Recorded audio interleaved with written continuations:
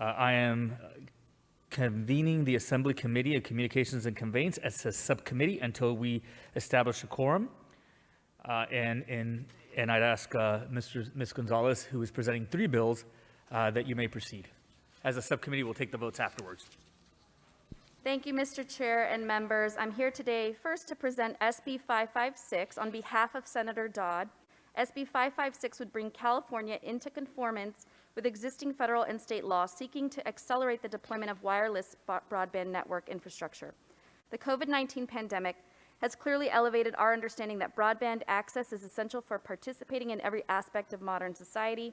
SB 556 will address this problem by conforming California law with the 2018 FCC federal regulation in order to expand 5G deployment and contribute to closing the digital divide.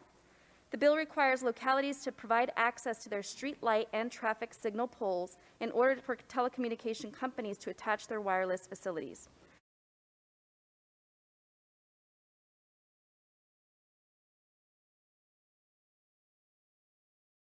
The bill requires localities to provide access to their street light and traffic signal poles in order for telecommunication companies to attach their wireless facilities.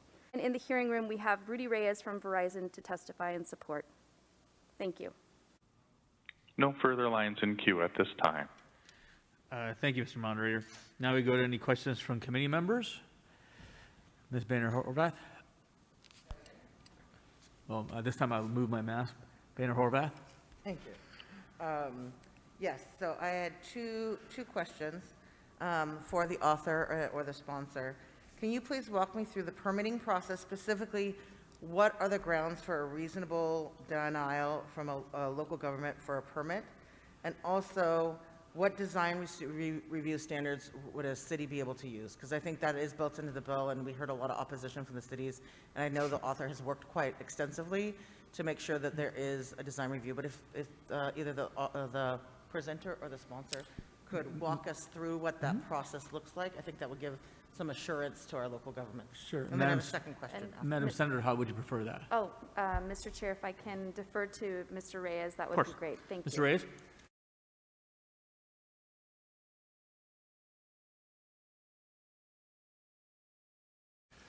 Hello, Mr. Chair. Thank you, Senator, and thank you, Assemblymember Horvath. I'm up here for your question. So the bill, as you say, does preserve all local control, all reasonable aesthetic and safety standards. The bill does not micromanage what those are, nor does the FCC. The only limitation on that is that it cannot result in a denial of service. So you can't make the standards so high that it makes it infeasible or impossible to deploy 5G in a city.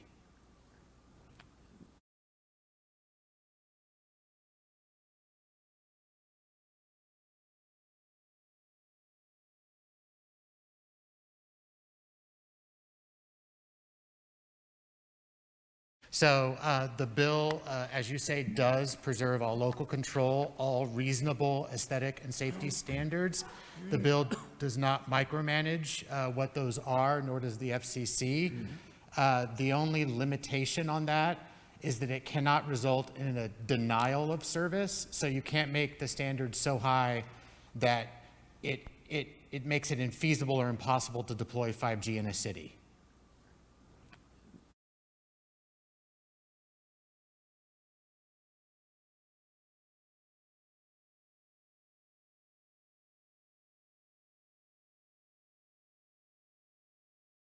The bill requires localities to provide access to their street light and traffic signal poles in order for telecommunication companies to attach their wireless facilities.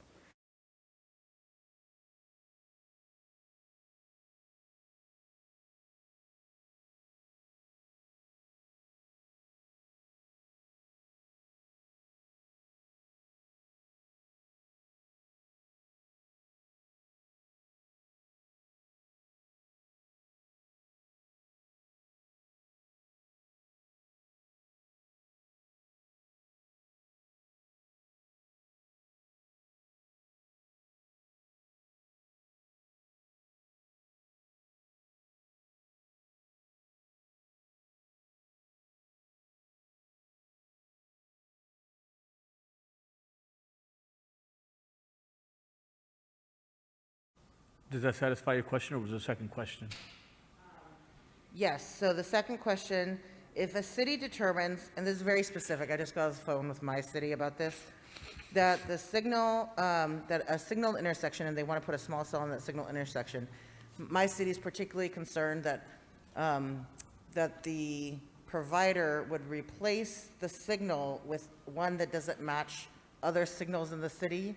Could you comment on that in case a signal cannot bear the weight of a small cell? Is that a grounds for denial, or would a city have purview to design the new signalized intersection poles that needed to go up?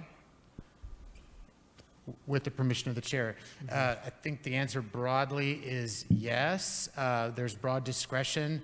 Again, as long as it's not coercive. But what happens during this make-ready process in the bill is that you ask for permission to go up on the pole. They can say yes or no based on a reasonable basis. And then they tell you if there's any foundation work or any make-ready work or whatever that needs to happen. That is all on the provider's cost to do. So if one of those is to make sure that the new, let's say we do have to replace the foundation and you want to make the traffic signal light like others, that's not a problem. Thank you. Any additional questions from committee members?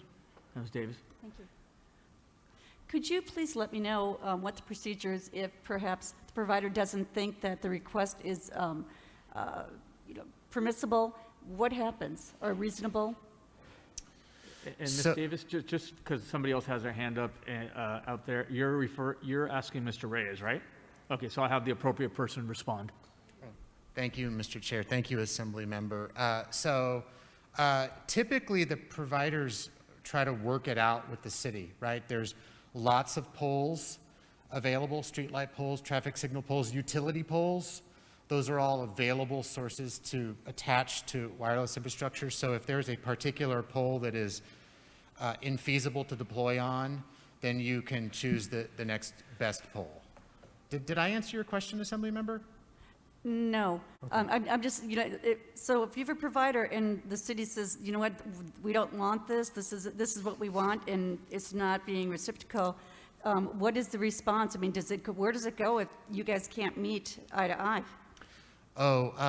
If it is a genuine dispute that we can't see eye to eye on, yep, then our only the provider's only recourse would be to take it to the court and say that the city's rules are so stringent that they effectively deny the ability to provide 5G in that city.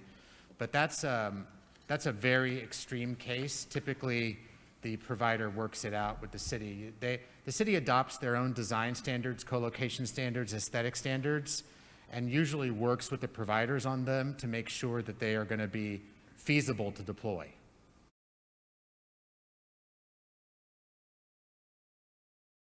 I'm just, so if you have a provider and the city says, you know what, we don't want this, this is what we want, and it's not being reciprocal, what is the response? I mean, where does it go if you guys can't meet eye to eye?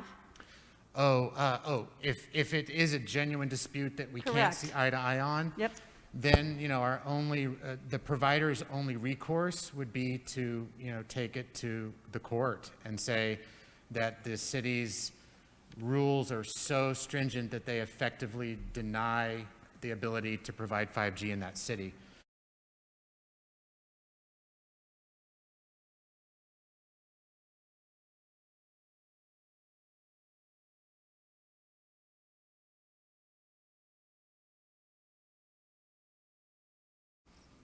Okay, and I'll just finish up. I'm sorry. Obviously, that has happened before, though, correct? And if so, what was the outcome? Mr. Chair, Assembly Member, I actually don't have personal knowledge that has ever happened before because, again, we try to work it out with the city. But in all fairness, the FCC in its infrastructure order that this bill would say we need to come into compliance with in California does say that the standards need to be feasible so that it doesn't affect a denial of service. But I'm not aware of any case on that. Sure. Thank you, Mr. Reyes. Any other Members have comments or questions?